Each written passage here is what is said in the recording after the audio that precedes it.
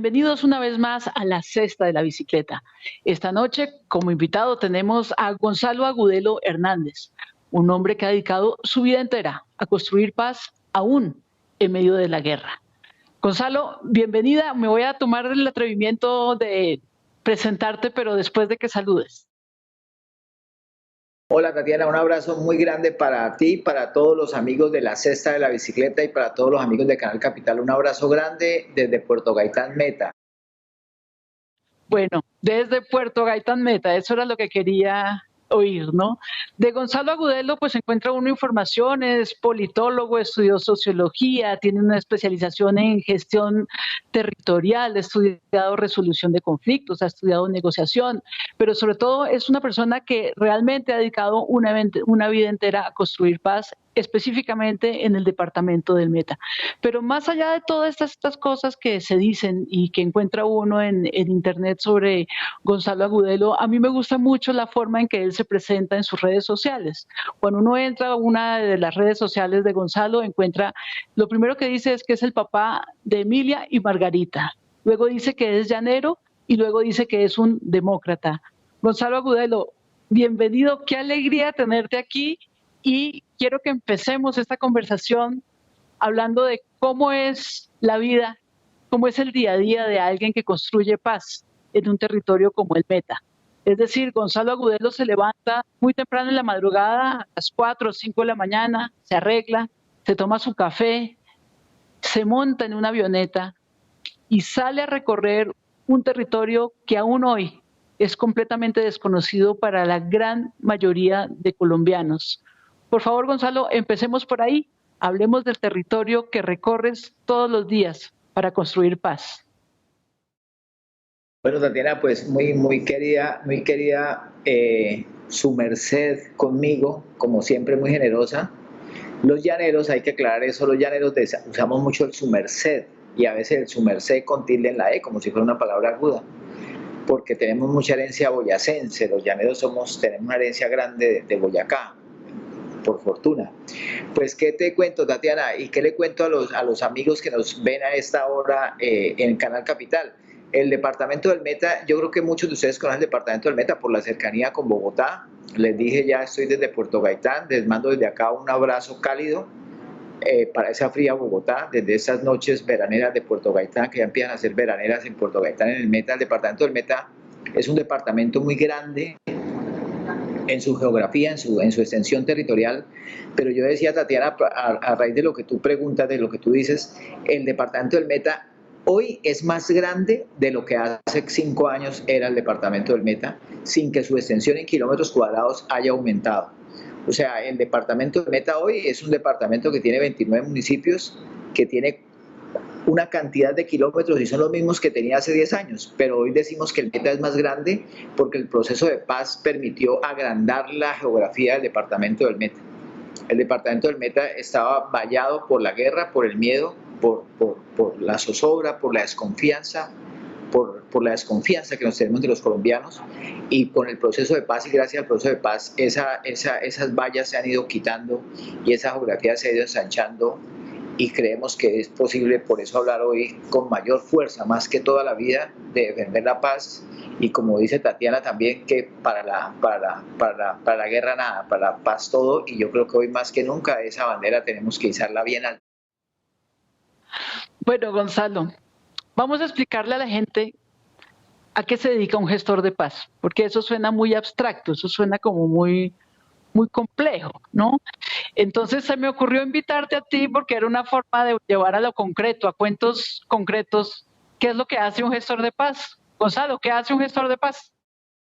Pues esa pregunta sería más válida planteársela a mi mujer o a mis hijos, porque pues, como de qué vive un gestor de paz, pero yo creo que más que gestor de paz, que es un término que me parece muy generoso, muy bonito, porque hay leñadores, hay campesinos, hay cultivadores, hay artistas, hay abogados, y ser gestor de paz es como una cosa, una categoría laboral muy excepcionalmente, que además de con las manos se puede hacer con el corazón, o sea, precisa que sea el corazón quien esté involucrado en esa artesanía, en esa construcción. Yo creo que Cuando dicen de gestor de paz es porque yo he intentado siempre, yo creo que desde hace muchos años, he intentado siempre como procurar encuentros. Yo digo, por eso los muros son tan odiosos. Yo digo que más que pensar nosotros en construir muros, tenemos que pensar es en edificar puentes, en construir puentes entre las personas que creemos que no tenemos nada en común, entre personas que pensamos que nos odiamos o porque nos enseñaron a odiarnos o porque nos heredaron unos odios que no son nuestros, y que por fortuna cuando uno empieza a caminar, a trasegar en ese camino en zonas conflictivas, encuentra seres humanos como uno, seres humanos que sueñan, que tienen aspiraciones, que tienen anhelos, que tienen también ideales de lucha, como uno los puede tener, y que, contrario a que sean, porque el hecho de que sean diferentes a nosotros no significa que sean enemigos, sino es precisamente esa la riqueza la que nos permite encontrarnos y florecer. La vida florece de la diversidad, la vida florece de lo diverso. Yo siempre digo que nosotros somos distintos y qué bacano que seamos distintos. Seríamos hartos que todos fueran iguales de bonitos. A mí, por ejemplo, sería muy incómodo. Es mejor que sean unos feitos y otros no sean tan bonitos como somos Tatiana y yo, por ejemplo.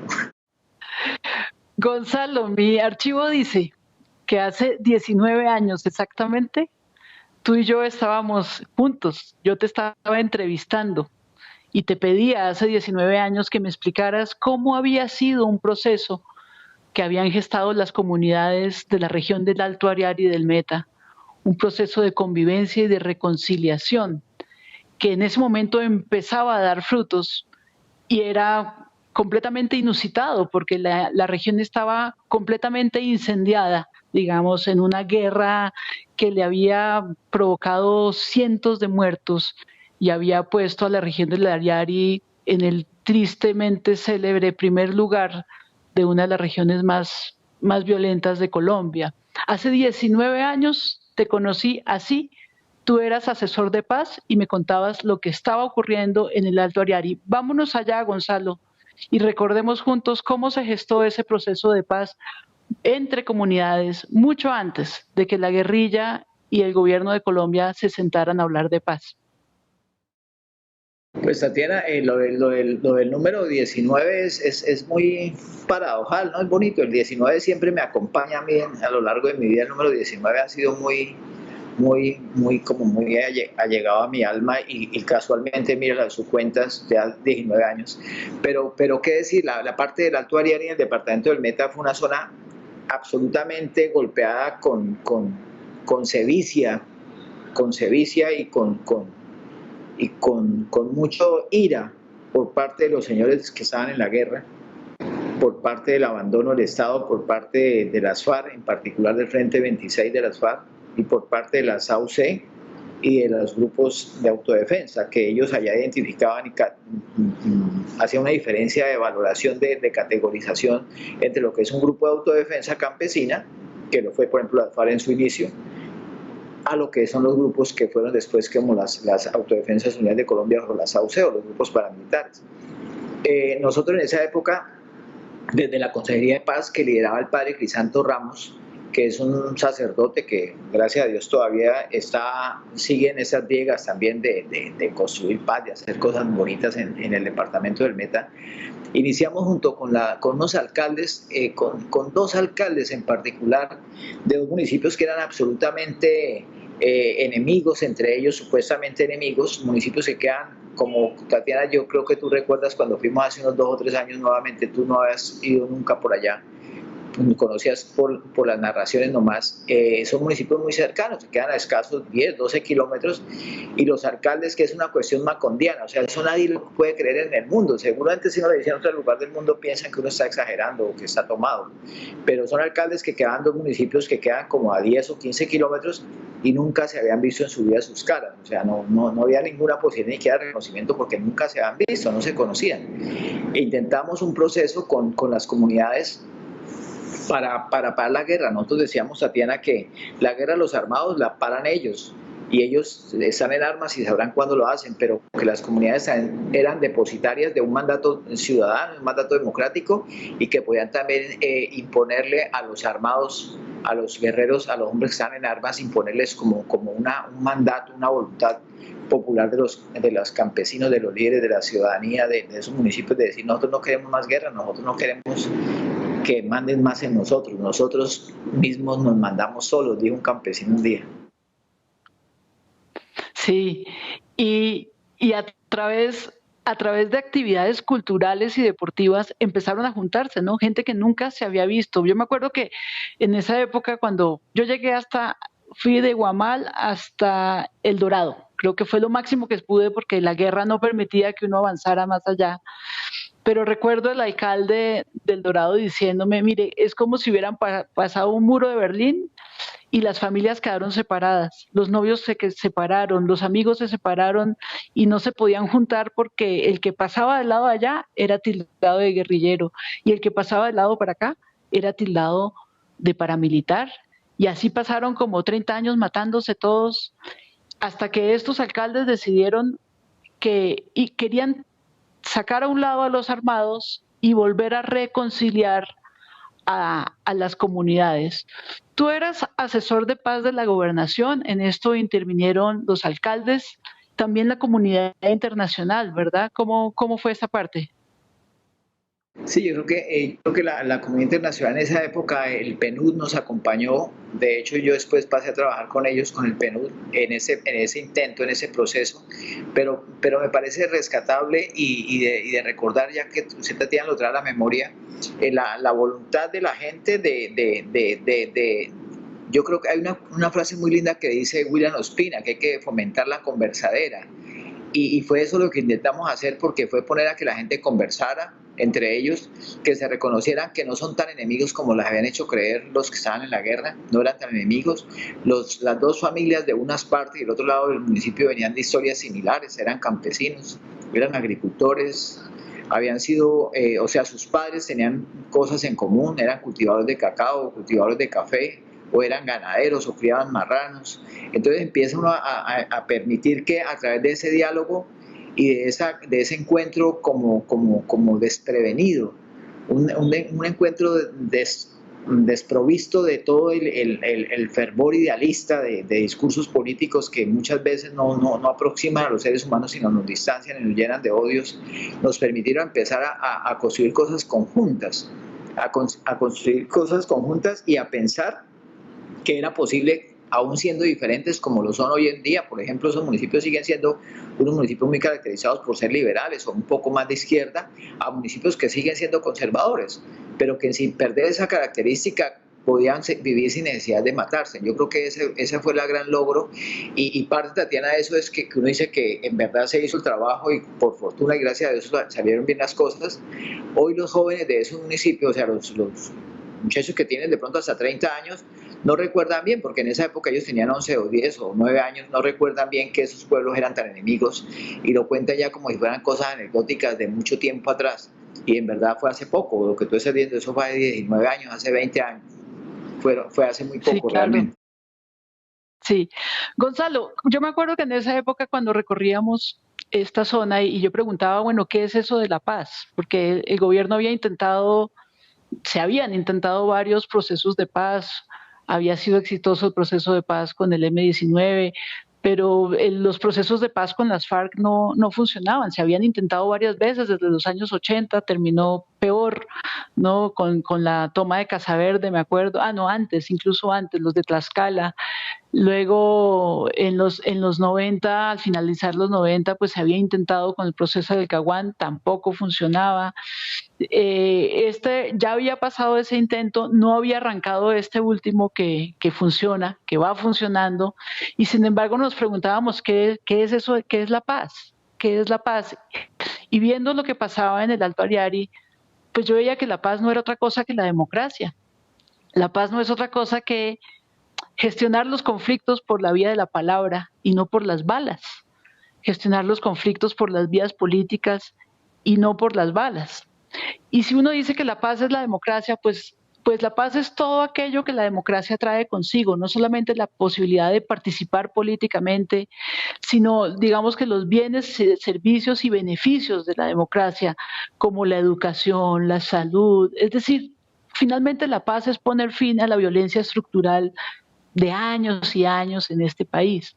En esta historia que ocurrió allá en el Alto Ariari, recuerdo muy bien la anécdota alrededor de el internado que separaba el Castillo y el Dorado y que se había quedado despoblado y que digamos que alrededor del internado había una serie de creencias e ideas de que ahí asesinaban gente, entonces los campesinos no habían vuelto a llevar a sus niños al internado. Te recuerdo a ti convenciendo a las autoridades locales, nacionales e internacionales de que valía la pena poblar ese internado. Sí, Tatiana, yo creo que en eso además es muy bonito pensarla. Creo que la embajadora actual, incluso todavía de Austria, mira, de Viena, donde acaba de pasar esa tragedia, la semana pasada, ella nos acompañó a esa actividad del internado, porque era un internado bonito, pues en la época era un internado cómodo, pero era un internado sin niños, o sea, habían más personal administrativo y docentes que niños, y nadie iba porque era como el límite geográfico del desencuentro, mejor, de esos dos municipios, de esas dos regiones del departamento del Meta, y cuando nosotros empezamos a decir que teníamos que llevar niños al colegio, un campesino que era muy líder del castillo, y recuerdo mucho que él dijo que él lo único que podía poner al proceso de padre a sus hijos.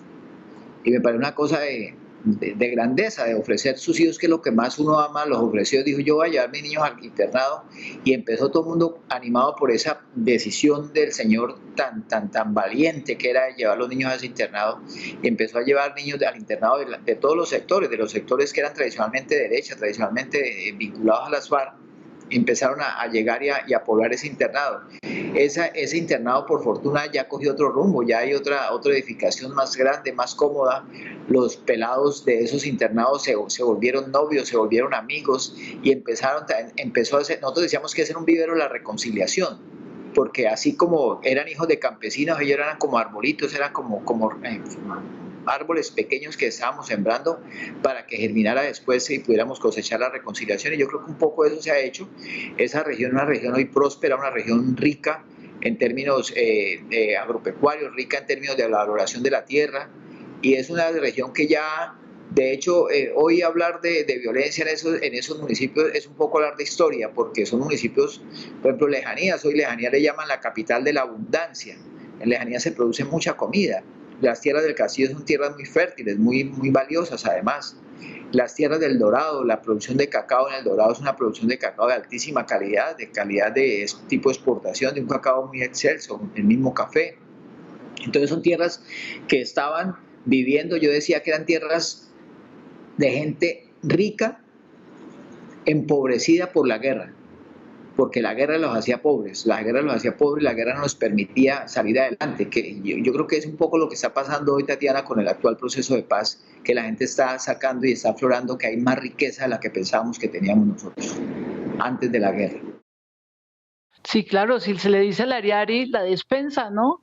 La despensa de Colombia, porque es que sus tierras son fértiles, el clima es privilegiado, el Alto Ariari queda en la falda de la montaña, entonces ellos rápidamente tienen distintos pisos térmicos, no es sino subir un poquito y estás en el páramo, y no es sino bajar y estás pues casi que al nivel del mar, es decir, que es una región en la que se puede cultivar todo. Decía un campesino muy líder que yo recuerdo con mucho cariño, muy dicharachero él, de Lejanías. Los campesinos siempre, usualmente muchos campesinos son dicharacheros. En las comunidades hay mucha gente que tiene mucha anécdota, mucho cuento. Y el señor decía que Lejanías es una tierra tan fértil, que botan un bobo al patio y retoña. O sea, quería decir con eso, la tierra es una tierra absolutamente fértil, y en realidad lo es. Esa tierra, esos municipios, son municipios supremamente ricos, supremamente fértiles y de gente muy laboriosa, y son además que tiene una característica también bien interesante, es que son minifundios, son pequeñas porciones de tierra, no son grandes extensiones de tierra ni son monocultivos, son una producción campesina, familiar casi siempre, pero muy ya altamente tecnificada y muy productiva y muy rica para el departamento, para el país y obviamente para los campesinos, porque esa riqueza que están produciendo se tiene que ver en el bienestar de los campesinos, y creo que ocurre así un poco en esa parte de hoy del Ariari y en el departamento del Meta, con todas las dificultades que implican las situaciones de los precios o la situación climática, pero es una zona que yo he dicho, esa zona no es pobre, sino que estuvo empobrecida por la guerra, que es diferente.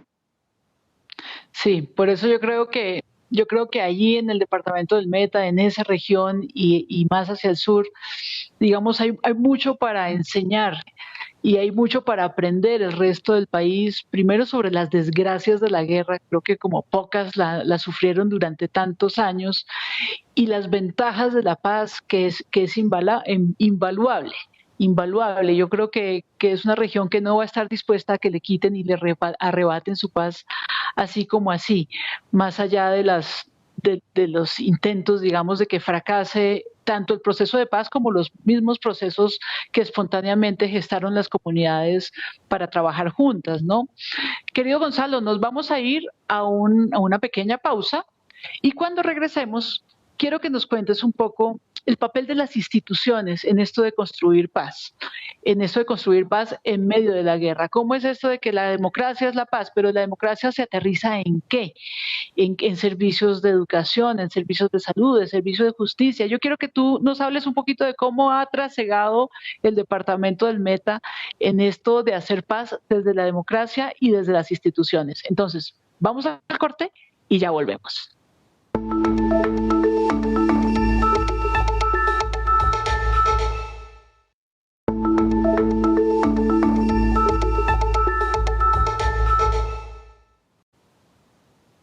Estamos en Conversaciones en Casa, en la cesta de la bicicleta, esta vez con Gonzalo Agudelo Hernández, gestor de paz. Estamos hablando sobre cómo se construye paz aún en medio de la guerra y estamos hablando de cómo se ha ido construyendo paz en el departamento del Meta. Gonzalo, bienvenido nuevamente. Quiero que hablemos un poquito de cómo ha sido ese proceso a lo largo de estas varias décadas, 3 décadas, en que se ha ido construyendo paz en el departamento del Meta a través de la presencia de las instituciones. ¿Qué nos tienes para contar? Bueno, Tatiana, pues a mí se me ocurre pensar ahora mismo que el tema de la democracia, lo que decíamos nosotros, claro, el territorio hay que llenarlo por ejemplo, ahorita con lo que ocurrió con el proceso de FARC, en el Meta solamente existió un grupo guerrillero en la historia y es las FARC. Y las FARC fue un grupo guerrillero que además tuvo muchísimos frentes. Recuerden ustedes las FARC, el proceso de paz de Belisario Betancur que se intentó en el año 83 fue en Uribe Meta. El proceso de paz Trana que fracasó en los 5 municipios de la zona de sección 4 fueron del Meta. Y el proceso de paz en el Meta siempre ha estado presente en las FARC. Esos intentos siempre han estado presentes en el departamento del Meta. Pero nosotros decíamos que el proceso de paz tiene también que llenar el espacio, llenar los municipios, llenar el territorio de institucionalidad. Por ejemplo, y es paradójico, yo no sabía, pues yo no soy abogado, pero yo entiendo los jueces de la República, por decir algo, en esos territorios que son tan olvidados, tan marginados, tan olvidados del Estado, tan marginados por la misma sociedad, por la guerra. Se ha retroalimentado la guerra porque la guerra plantea que los campesinos están abandonados, pero la guerra tampoco permitía que el Estado llegara. Una de las cosas que me resultó más paradojal es, fíjate Tatiana, que los jueces de la República, el juez de la República entiendo que es una figura decimonónica, o sea, del siglo XIX hay jueces de la República en Colombia, entiendo yo. Y el juez de la República en Uribe Meta es un municipio del departamento del Meta, donde se hizo el primer acuerdo de paz con las FARC en el 83, se firmó en Uribe Meta un 28 de mayo, con Belisario Betancur y el secretario de las FARC. En Uribe Meta, el juez de la República llegó hasta hace apenas 5 o 6 años, tal vez 7 años, no hace mucho tiempo. Un juez de la República en ese municipio apenas está de hace 8 años, o sea, estamos hablando como si Colombia fuera una república recién fundada, que tiene apenas jueces de la República, o sea, la justicia no había llegado como institución a estos territorios. Hay una anécdota muy bonita que me parece que puede ejemplarizar muy bien lo que ocurría. El juez de Uribe, que creo que todavía está allá, se llama Diego, el doctor Diego. Es un joven muy apuesto, muy querido, muy elegante, muy circunspecto, muy bien vestido siempre él. Él cuenta que se paraba afuera del juzgado, el juzgado dice juez promiscuo municipal. Los campesinos no entendían que era un juez promiscuo, además yo creo que lo miraban con sospecha, porque ¿cómo es que el señor es juez promiscuo y no le da pena decir que es un juez promiscuo? No, era bien paradojal el tema. Entonces él estaba siempre parado con las manos atrás cruzadas, pendiente de que llegara algún caso nuevo para empezar y por fin inaugurar el juzgado con algún proceso. Y se le arrimó un día un campesino todo respetuoso y como indagándole al señor, le preguntó, el juez dijo, no, pues viene mi primer caso. Y el campesino se arrimó y le dice, señor, ¿usted aquí sacan fotocopias? O sea, esa es una anécdota sencilla, pero significa toda la ausencia del Estado, que nadie sabía que era esa oficina ni para qué servía, y como vieron a la señora ahí parada al una fotocopiadora, pues pensó que era un almacén nuevo que tomaban fotocopias, que tenían servicio de fotocopiadora en la oficina. O sea, los jueces de la República, que es una figura que hace parte del paisaje institucional de Colombia desde hace más de un siglo, en un municipio como Uribe no tiene una década, tiene 5 años, un poco más. Entonces, esos territorios que hoy por hoy están quedando sin la premura y sin la angustia y sin la devastación de la guerra, tienen que estar llenándose, copándose en el territorio de establecimiento, de ciudadanía también, de Estado, ¿cierto? No solamente de Estado, sino de ciudadanía también. Yo creo que la guerra impedía también las expresiones ciudadanas.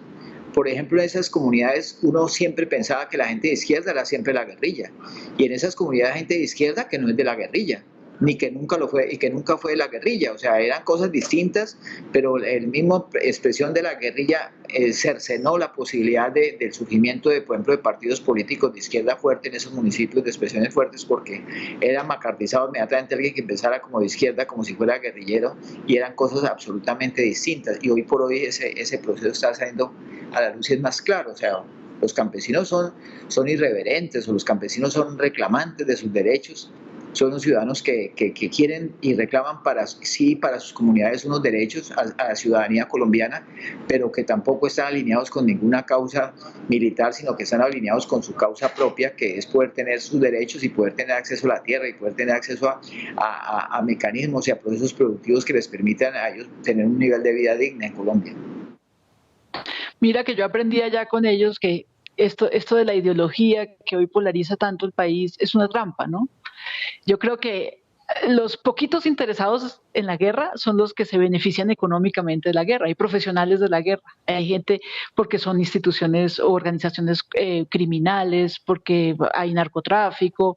Son grupos que necesitan poner a pelear al pueblo, y entonces para ponerlos a pelear necesitan que haya esta cosa de la diferenciación ideológica, y mientras el pueblo se pelea, pues ellos sacan provecho. Cuando las comunidades entienden que la diferencia ideológica es una trampa, que más allá de la diferencia ideológica somos, como tú le decías, humanos, y eso es lo que está a la base de los derechos humanos, es que más allá de tus formas de pensar, de vestir, de actuar, más allá de tus concepciones sobre el género, sobre la cultura, está el hecho incontrovertible y compartido de que somos humanos, y como humanos tenemos una misma dignidad, y finalmente los intereses, las necesidades, los anhelos y los sueños son parecidos. Las comunidades que logran superar esta idea polarizada de la ideología y se reconocen como humanos, logran construir paz. Y a mí me encanta en este sentido el ejemplo de el que fuera el alcalde del Dorado, Freddy Díaz, que me lo presentaste tú en su momento.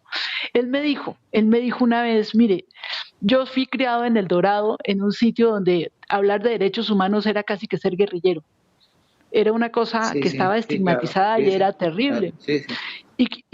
Y con el tiempo Freddy, que cuando fue alcalde, creo que ni siquiera era profesional cuando fue alcalde, se fue metiendo en la idea de construir paz más allá de su ideología, y se volvió un gran defensor de los derechos humanos y alguien que se especializó en derechos humanos y después dirigió la unidad de víctimas allá o la oficina, digamos, de víctimas.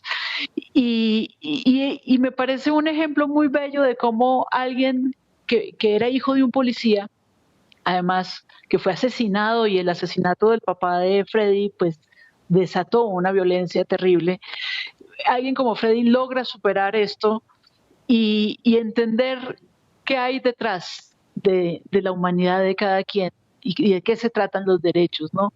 Te recuerdo a ti también en los encuentros con la ciudadanía diciendo, mirémonos a los ojos y quitémonos las máscaras. ¿Te acuerdas? Sí, es que yo recuerdo, Tatiana, que hay una frase muy bella de Alfredo Molano.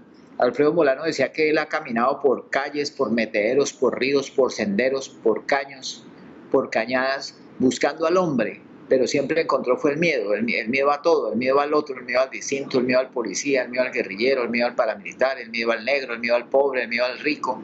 Entonces decía Alfredo Molano que guardo la esperanza de que cuando nos quitemos las máscaras y por fin nos podamos mirar a los ojos, empezaremos a derrotar el miedo. Yo creo que es eso. O sea, el ejemplo que su merced coloca de Freddy fue concejal y fue un muchacho campesino, hijo de un policía que mató las FARC lo mató y se recibió una guerra dura allá. Después Freddy estudió en la SAD, es administrador público, se especializó en derechos humanos, fue otra vez alcalde, fue director de víctimas en la gobernación del Meta y hoy es un campesino en El Dorado que cultiva cacao de excelente calidad. O sea, los campesinos pueden hacer ese tránsito, esa transformación también creadora, una transformación que yo creo que a mí me criticaban que porque yo no podía hablar de desideologizar las relaciones, pero yo creo que sí. O sea, las relaciones pueden volverse más humanas. En cuanto seamos humanos, tenemos más puntos de encuentro que en las ideologías. O sea, no importa que pensemos igual, no importa que seamos distintos. La posibilidad de soñar como seres humanos, de pensar que somos parecidos o que creemos los dos en el mismo Deportivo Tolima, por ejemplo, en la región hay mucho tolimense, y cuando van y miran que los de uno del otro lado son hinchas del Tolima, o uno del otro lado son hinchas del Nacional, o de Cali, o de Millonarios, o que sus papás ambos cultivaban, tenían marranos, o tenían cosas en común, esos puntos en común nos empiezan a aproximar y a ver en el otro una persona como uno mismo. Ese tan raro, ese tipo que yo no pensé que tenía nada en común con él, vio la misma muchacha y suspiró igual que suspiré yo, por ejemplo. O sea, a reconocernos como seres humanos. A mí me parece que en eso los campesinos, y yo creo que Colombia, William Ospina es muy generoso cuando habla de eso. Yo creo que a Colombia nos falta muchísimo escuchar a los campesinos. Los campesinos tienen mucha enseñanza como a flor de piel, de manera... Hay una anécdota, Tatiana, no sé si me parece bonito explicarla. Un día estábamos en una reunión nosotros en Uribe Meta, con la GIZ, con Naciones Unidas, con Pax Holanda, con una cantidad de organizaciones organizando unas cosas previo al proceso de paz, ahorita recientemente el proceso de paz con FARC. Y estábamos organizando la mesa principal y ahí iban los panelistas. En la mesa principal, como ustedes los de Bogotá saben, van los panelistas, los importantes, los que vienen a dar cátedra. Pues, y afuera de la sala había una exposición de productos agrícolas. Había gente que traía cacao, traía frijol, traía aguacate de Lorena, otros traían panela, otros traían miel, caña. Entonces cuando dije, bueno, seguimos la sesión, por favor llamamos a los panelistas a la mesa. Y cuando nos dimos cuenta, estaban, le juro por Dios que es cierto, los hermanos Avilés de Uribe Meta, que no me dejan mentir, ellos son hermanos Avilés, ellos producen panela. Ellos tienen una caña dulzar y producen panela, un trapiche. Entonces, cuando vimos estar en la mesa principal sentados los tres hermanos Avilés, entonces alguien les dijo, hermano, quiten que vienen los panelistas. Dice, ¿cómo así luego vinieron otros panelistas diferentes a nosotros? Ellos eran los panelistas que ellos producen la panela.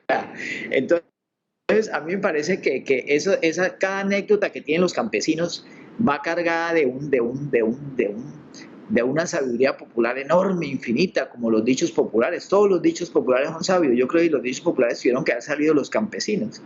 Entonces, esa posibilidad, por ejemplo, que está viviendo también Tatiana, que yo no sé si lo comentamos, del ensanchamiento de la geografía física, a lo que yo llamo la geografía humana para la reconciliación que está viviendo el Meta en particular, es importante destacarla porque todos esos municipios, nosotros los del Meta, por ejemplo, la gente de Boyacá conoce Boyacá, bien Boyacá, la gente del Valle conoce bien el Valle, la gente de la costa pasea por la costa, la gente de los Santanderes pasea por Santander, los paisas pasean por Antioquia, pero los del Meta no paseábamos por el Meta, porque el Meta era un terreno, como yo digo siempre, era un terreno vallado por el miedo. Entonces nadie iba a mesetas, nadie quería conocer Uribe, nadie quería conocer Puerto Rico, nadie quería conocer Mapiripana, nadie se le ocurría ir a la Macarena o a Vista Hermosa. Y son terrenos que hoy por hoy, Tatiana, empiezan a maravillar al mundo, a maravillarnos a los que somos de aquí del departamento del Meta y que no conocían. Mucha gente del departamento del Meta aún hoy no conocen Vista Hermosa, no conocen a Macarena, no conocen Uribe Meta. Y son terrenos en los cuales hoy se abre una gran oferta, por ejemplo, desde el punto de vista turístico, de turismo ecológico, de turismo de aventura, turismo de naturaleza, enorme, infinita, con unas capacidades infinitas, pero que esa riqueza y esa capacidad de producir riqueza que significa el turismo, con turismo asociativo, con turismo comunitario, tiene que representar también oportunidades de vida distintas para los campesinos que padecieron la guerra, o sea, los que soportaron la guerra, los que no se fueron, los que soportaron y entregaron sus hijos a la guerra, a la guerrilla, y que soportaron los bombardeos o la estigmatización de parte del Estado de los ciudadanos que no creíamos que ellos fueran o que estuvieran neutrales o que estuvieran al margen del conflicto armado en esa zona del departamento.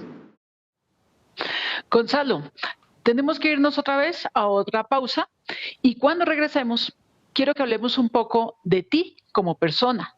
Quiero que le cuentes a la gente cómo es un día en la vida de un gestor de paz, desde que se levanta, se va a estos territorios, hasta que regresa tarde en su casa, si es que puede regresar el mismo día. Entonces, nos vamos a comerciales y ya volvemos.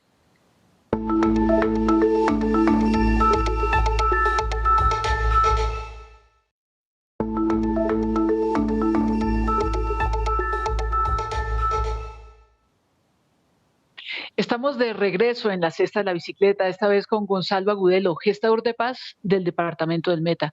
Estamos hablando sobre cómo se construye paz aún en medio de la guerra. Gonzalo, hace también unos 19 años, 18 años, en el 2002, ya casi 19 años, estaba contigo el día que recibiste la llamada en la que te anunciaban que te habías ganado el Premio Nacional de Paz. Tú y los alcaldes y los gestores de aquel proceso de paz y reconciliación del Alto Ariari. Han pasado 2 décadas ya, y tú sigues con el mismo empeño y la misma convicción de trabajar por la paz, aún después de incluso de que pasó el proceso de paz, y te levantas todos los días con esa ilusión. Yo quiero saber y quiero que nos cuentes de dónde sale esa fuerza, de dónde sale esa vocación por la paz y cómo es un día en tu vida. Bueno, Tatiana, yo no creo que sea nada espectacular, no creo, o sea, pues yo siempre he trabajado como por temas de paz, incluso por trabajar por la paz. Yo fui al M-19, yo hice parte del M-19 y cuando hicimos el proceso de paz con el M-19, que era muy joven en ese entonces, yo recuerdo mucho que decíamos siempre, eso lo dijo Bateman, lo dijo Pizarro, o sea, había que intentar siempre luchar por la paz. García Márquez escribió un artículo en la revista Semana que decía que lo último que dijo Bateman fue: insistan en la paz. Y yo creo que, no sé si fuera ese un mandato o no sé, pero siempre he creído que luchar por la paz vale la pena. O sea, así uno fracase 1000 veces, hay que intentarlo 1001 veces. O sea, es mejor fracasar 1000 veces en la paz que sacar la cosa bien intentando la guerra.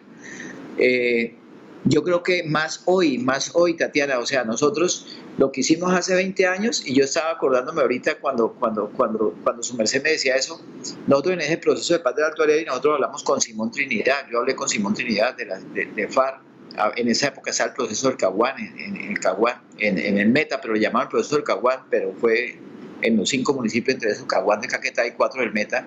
Nosotros hablamos con Simón Trinidad para eso, hablamos hasta con don Víctor Carranza, hablamos con las AUCE de San Martín y el departamento del Meta buscando aliados para ese proceso. Ese proceso se dio gracias a Dios y a la voluntad de los alcaldes y de los líderes campesinos. Ese proceso se pudo dar con éxito y yo creo que hoy lo que se logró con el proceso de paz que adelantó las FARC y el gobierno de Santos en La Habana, hoy más que nunca hay que defenderlo, hay que cuidarlo, hay que protegerlo. O sea, nosotros en el departamento del Meta nunca, o sea, la generación mía, por ejemplo, nunca había habido el departamento del Meta sin conflicto armado, jamás. Y sin que signifique que eso quiera decir que hoy vivimos una paz de rosas blancas y eso, que tampoco es deseable. Pues el conflicto social debe continuar, las luchas sociales continúan.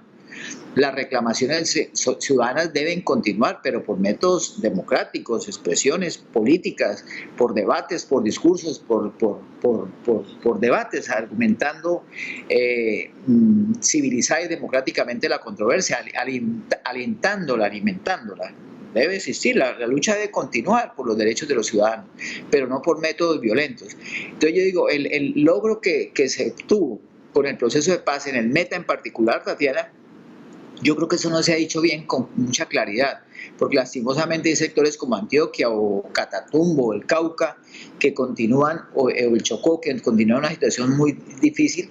El departamento del Meta, pese a que se han dado crímenes muy lamentables, como el que pasó recientemente en un líder de los reincorporados de FARC, Albeiro, que era un muchacho, yo lo sentía como una persona absolutamente comprometida con el proceso de paz, y así lo reconoce la Iglesia en el departamento del Meta, líderes del centro democrático, líderes de la institucionalidad, líderes de los alcaldes. Todo el mundo así no creyera mucho en el proceso de paz, entendían que esos muchachos, que este hombre que asesinaron, por ejemplo, a Albeiro, era un líder destacado y positivo, o sea, que gente que le está apostando en verdad al proceso de paz.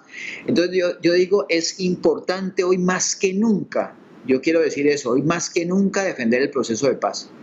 Nadie en el Meta sabía que la riqueza tan grande que había en esos territorios. Y eso hay que decirlo, un campesino que tiene una finca en Uribe o en Mesetas o en Vistahermosa o en Puerto Rico, en todos estos municipios, la finca que tiene hoy, que es la misma que tenía hace 10 años, no vale una porción parecida a la que valía, vale muchísimo más, la tierra se ha valorizado mucho y esa tierra es de los campesinos. La misma posibilidad que decimos de la producción agropecuaria. En Uribe Meta hoy se produce aguacate, por ejemplo, se produce comida que no se producía antes se producía solo coca, hoy se producen alimentos porque hoy el campesino puede sembrar con una expectativa de cosechar su esfuerzo en unos años. Antes la guerra no lo permitía, la vida era al día, era más fácil cultivar coca porque cada 3 meses se puede raspar la coca y sacar coca, no un cultivo de aguacate que hay que esperar 2 años y medio, 3 años para producir el aguacate. Entonces, estamos asistiendo a lo que vuelve, insisto, al ensanchamiento, al engrandecimiento de la geografía del departamento del Meta, y eso hay que defenderlo. Y hay que defenderlo con el alma, hay que defenderlo con el alma porque ese es un beneficio que así uno no tenga finca por allá y así no tenga uno ninguna condición económica allá, es importante defenderlo por cuanto allá hay ciudadanos colombianos, ciudadanos que padecieron la guerra y que merecen un futuro y un presente más tranquilo, más sosegado, más en paz. Bueno, ¿cómo es un día en la vida de Gonzalo? Es bien sencillo, o sea, yo acostumbro siempre que me levanto a poner música, yo escucho música como duro, pero coloco buena música, eso sí les digo, porque los vecinos ninguno me ha reclamado. Yo coloco mucha música variada, de joropo, de sabina, o de salsa, o de cerrado, o música campesina. Y me tomo siempre un café, yo siempre me tomo un tinto en la mañana. Yo tengo 2 chinitas chiquitas, tengo un hijo ya grande de 31 años y tengo 2 chinitas chiquitas y yo les hablo mucho a ellas de lo importante que es trabajar por la paz. Y son pequeñitas pero entienden. Yo creo que los niños, así sean muy pequeños, creo que William Ospina, yo hablo mucho de William Ospina, yo lo quiero mucho a él, creo que él dice que los niños no entienden el español, o sea, no entienden el idioma que uno le está hablando, pero entienden con la ternura con que uno lo hace. Y cuando uno les pone ejemplos y le habla de trabajar por la paz y esas cosas, es bien bacano. Ay, es bien bacano. Qué belleza. Bueno, se levanta, habla con las niñas y ¿qué pasa luego? No, hay cosas que hacer. Por ejemplo, en estos días yo estoy aquí en Puerto Gaitán, pero porque es que el Meta es muy grande. El Meta por todas partes tiene riqueza, por ejemplo, y tiene turismo. Hay que aprovechar el canal Capital para decirles que a la gente... el departamento del Meta es una ruta turística excepcionalmente maravillosa, o sea, en los ríos, el río Meta, el río Manacasías aquí en Gaitán, o el río Ariari en Granada, son ríos, o hasta el río Guaviare abajo en San José de Guaviare, son ríos absolutamente hermosos, generosos con la gente, por la comida, por el pescado que produce. Siempre yo creo que uno, por donde quiera que vaya, yo creo que uno todos los días puede intentar hacer alguna cuestión de paz, así sea en su oficina, con sus compañeros de la oficina, así sea con los vecinos, ahí sea con el ejemplo. Yo creo que el ejemplo ayuda más que mis discursos en ese tema de poder construir relaciones. Yo decía que más que paz, construir relaciones es vernos, porque siempre hablamos andando muy prevenidos con las demás. Pensamos muy mal del otro, pensamos prevenidamente del otro. Y yo creo que en la medida en que uno se aproxime con una mirada más desprevenida, más fresca, más serena, empiezan a encontrar puntos de coincidencia, puntos de encuentro y puntos de creación y de crecimiento colectivo, de creación conjunta que construye y edifica relaciones y posibilidades de vida en nuestro país. Gonzalo, llevas años tomándole fotografías al territorio. Yo no sé si tú estudiaste fotografía, Sí, pero yo estoy convencida que hay no, que hacer una exposición con estas fotos que tú haces, ¿no? Y yo ya te yo tengo le el nombre de la agradecería. exposición, se llama Geografía Humana para la Paz y la Reconciliación, así como tú mismo lo has nombrado. Háblanos de esa Qué pasión por belleza. la fotografía del territorio, Gonzalo. Qué belleza. Yo no sé si queda mal decirlo aquí tan en público, pero yo quiero que hagamos una cruzada importante para que mi esposa acepte y me deje comprar una cámara fotográfica en diciembre. Ella me dice que yo vivo muy distraído con el celular tomando fotos, que qué sería de mi vida si yo compro una cámara fotográfica. Pero todas esas fotos que yo publico son fotografías con mi celular que hago, pero no es difícil hacerlas. Yo creo que hay una cosa importante, Tatiana. La gente, por ejemplo, como vive siempre en torno a tanta naturaleza, está ya como acostumbrada, es parte del paisaje literalmente hablando, no se maravilla. Yo creo que es parte de eso. Creo que García Márquez decía algo de que no hay que perder la costumbre de, de, de, de, de impresionarnos, de maravillarnos ante lo cotidiano. Y aquí, por ejemplo, yo digo los atardeceres en esta parte del departamento de Puerto Gaitán, en los ríos, las flores, la gente. Bueno, cuando uno va en avioneta, uno tiene más posibilidades en los vuelos que uno hace hacia Uribe o hacia la Macarena. Hay unas fotos muy hermosas que uno puede tomar de los ríos porque son paisajes absolutamente espectaculares. Pero si uno va a pie también, yo publiqué una vez una foto que me pareció que es muy linda, donde va un campesino con un caballo y en una zorra jalando con un niño hablando y lleva como un trasteo ahí como para su casa, como para arreglar la casa. Yo decía, esas fotos están cargadas de vida, porque los hijos de los campesinos a mí me parece que hablan más que los hijos de la gente de las grandes ciudades. Tienen más tiempo, los hijos de los campesinos tienen muchas más horas de calidad de horas, además no solo de calidad, sino de cantidad de horas para conversar con sus hijos. Entonces yo decía, tan bacana esa foto, porque esa foto es un papá hablando con su hijo y estarán hablando de las matas que ven por el camino, de los bichitos, de las tardes, de las tareas, de los juegos. Entonces son fotos que en últimas dice uno, son fotos realmente provocadoras, que provocan y evocan la vida. Yo creo que es para eso, esas fotos tienen que servir para provocar la vida. Para la guerra, nada. Gonzalo, para la guerra nada. Gonzalo, nos quedan 2 minutos de programa. En 2 minutos, ¿qué ves para el futuro del departamento y qué ves para tu futuro como gestor de paz? ¿Cuál es el futuro de la paz? Un día hace muchos años, hace como 20 años, mi hijo, que tiene 31, me dijo, papá, embarrada si se logra el proceso de paz. Me dijo algo así, tenía como 10 años tal vez. Me dijo, embarrada si se logra el proceso de paz cuando se hagan lo de Pastrana. Yo le dije, ¿por qué? Dijo, porque usted se queda sin trabajo. Yo creo que parte de lo que yo veo, yo soy irreductiblemente optimista. O sea, yo cualquier cosa que pase, porque tenga que pasar y uno va para adelante. O sea, yo soy optimista y el proceso de paz con todo y las dificultades que hay, porque decíamos, hay quienes dijeron que querían hacer trizas el proceso de paz, a eso se les unió otra gente. Por ejemplo, las disidencias también quieren hacer trizas el proceso de paz, pero hay que defender el proceso de paz de todos quienes no quieren hacer trizas. Defenderlo porque de todas maneras la gente que quiere hacer trizas el proceso de paz o no vivieron la guerra o viven de ella, una de las dos. O no viven la guerra o viven de la guerra. Entonces, por eso la quieren hacer triste seguramente, pero la posibilidad de que uno ve, por ejemplo, la voluntad. Yo tuve la oportunidad la semana pasada en un encuentro en Villavicencio de conversar con este señor Rodrigo Timochenko, de conversar con el excomandante del bloque oriental de las FARC, el médico Jaramillo, que fue plenipotenciario en un acuerdo en La Habana, y uno ve en ellos una voluntad innata, real, de asumir el proceso, de sacarlo adelante, se jugaron su vida por el proceso, y yo creo que es importante rodearlo, es importante darle una oportunidad nueva a que en Colombia somos capaces de vivir sin necesidad de estarnos matando. Yo creo que en eso hay que insistir. Yo veo que el proceso de paz tiene que fortalecerse, pese a todos los pronósticos por desalentadores que sean de los titulares día a día. Hay que insistir en defender el proceso de paz, defenderlo como quien defiende la alegría, decía Benedetti, defenderlo como una trinchera, hasta el último momento de nuestras vidas y hasta el último suspiro, defender el proceso de paz. Como quien defiende la alegría, Gonzalo. Defender la paz más allá de los procesos, más allá de la guerra y aún a pesar de la guerra. Defender la paz como una actitud de vida ante la vida, con nosotros y con los otros. Gonzalo Agudelo Hernández, quiero agradecerte enormemente que hayas aceptado esta invitación a la Cesta de la Bicicleta. Quiero agradecerte porque hoy, igual que hace 20 años, igual que cada vez que te busco, vienes con la misma alegría, con la misma disposición, con la misma generosidad. Y te quiero agradecer sobre todo por defender la paz como una forma de vida, como una forma de vida mejor para nosotros como país. Muchísimas gracias y bienvenido siempre que quieras a la Cesta de la Bicicleta. Muchísimas gracias a su merced, Tatiana. Dios la bendiga. Un abrazo grande, los quiero mucho. Un abrazo cálido desde el Meta y desde Puerto Gaitán.